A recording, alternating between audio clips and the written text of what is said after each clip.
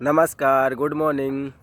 नमस्कार, good morning. ये doctor Vinod sir हैं जो मेरे काफ़ी सीनियर सर हैं, जहाँ पे मैं रहता था और यहीं से मैंने बीएचएमएस की है भोपाल से। और बंगरसिया लिबर्टी में मैं रहता था। बंगरसिया में क्लिनिक थी मेरी, तो हम इधर घूमने आए थे, तो विनोद सर को भी मैंने बुला लिया और चलो एक केस शेयर करते हैं यहीं क्लिनिक का, बंगरसिया क्लिनिक का। तो विनोद सर कुछ बोलो। आज डॉक्टर साहब मुझे एक केस बताने जा रहे हैं अपने क्लिनिक का। वो बता रहे हैं बहुत काफ़ी अच्छा केस है, कुछ सीखने को मिलेगा। मैंने कहा बताओ। तो आइए अपन केस पे डिस्कस करते हैं। शुरू करो डॉक्टर साहब। चलो ठीक है। एक केस बंगरसिया क्लिनिक में एक पेशेंट आए थे मेरे पास। तो वो पेशेंट इतनी ज़्यादा हालत ख़राब में आए थे कि वो तो डरे थे, पर एकदम से मैं भी डर गया कि इतनी शरीर की एक एक नस, एक एक हड्डी दिख रही थी और एकदम से पूरा मांस एकदम शरीर का पेशेंट का सूख गया था। और बाजू में मेरी एक पास में कॉम्प्लेक्स में मेरी क्लिनिक थी, एक दुकान थी, तो वो भैया ने उनको भेजा था। तो उनने एक भी पेशेंट मेरे पास कम से कम साल भर मेरी क्लिनिक में खुले हो चुका था, पर उनने कभी मेरे पास एक भी पेशेंट नहीं भेजा। और उस पेशेंट को भेजा जो कि इतनी हालत ख़राब पेशेंट की थी, जो कि मेरा हालत देख कर डर गए। मेरी मतलब क्लिनिक की और मेरी प्रैक्टिस ही शुरुआत थी। तो कभी हमारी बातचीत नहीं होती थी और आपस में मतलब दुकान पे ज़्यादा। तो मैंने सोचा इसको क्यों, और मुझसे ज़्यादातर उनको थोड़ा दिक्कत ही होती थी। और मेरे को भी बोल सकते हैं क्योंकि वो कुछ भी वहाँ पे बोलना करना इस तरीक़ा से चलता रहता था। तो मैंने सोचा चलो ठीक है। तो मैं डरने की बात इसलिए कर रहा हूँ कि मैं इसलिए डर गया था कि यार मतलब इतनी हालत ख़राब पेशेंट, इसको भेजा कुछ।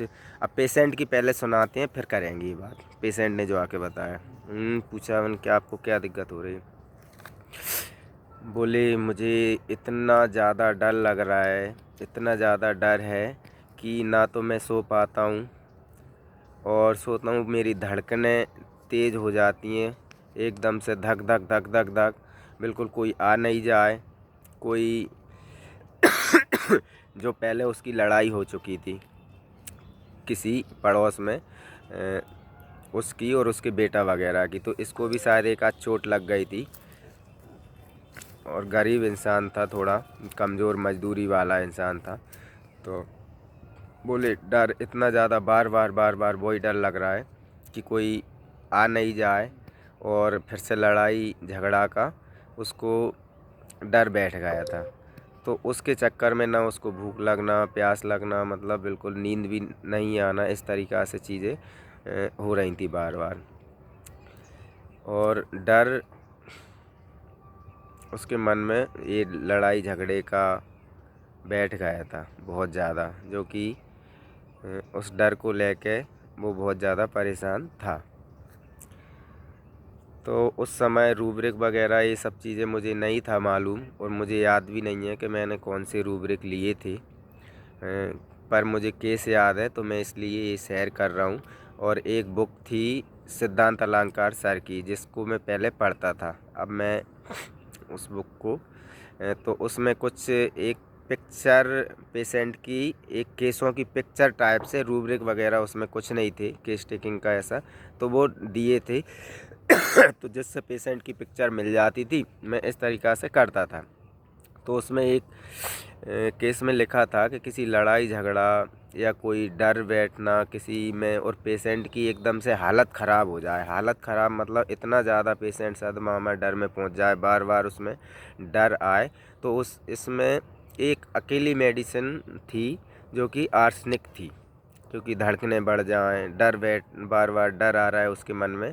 तो इस तरीक़ा से वो मेडिसिन, और हालत बहुत ज़्यादा पेशेंट दुखी था, तो उसमें एक अकेली मेडिसिन की दी, तो मैंने उस पेशेंट को दिया आर्सेनिक। अब एक केस क्यों शेयर करने वाला है कि इसके बाद मैं तो भूल गया, और भूल गया पेशेंट को, क्योंकि मुझे लग रहा था कि यार ऐसी हालत में ये दवाई लेके जा रहा है और मैं मना करने के बाद भी नहीं तो आप तो दो, और लड़ाई झगड़े वाला केस है, तो इस चक्कर में मैं थोड़ा डर रहा था।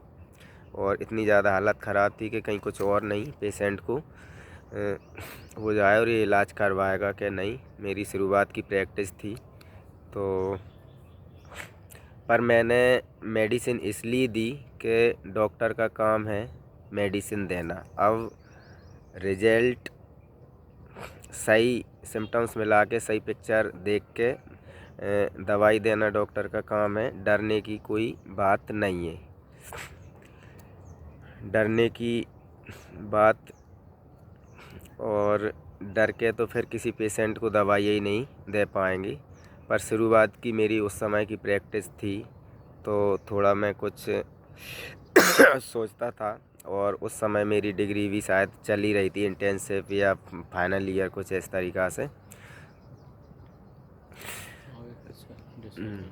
तो फिर मैंने मेडिसिन आर्सेनिक दी, और 6 या 8 महीना में जब पेशेंट आया, तो पेशेंट एकदम से आके एकदम से हंसता खिलखिलाता हुआ और एकदम से आया, बोले किसी और की पेशेंट की पूछने आया मैंने कही। और मुझे ऐसा लग रहा था कि पेशेंट मुझे कहीं जानता है, पर मैं पेशेंट को भूल गया था।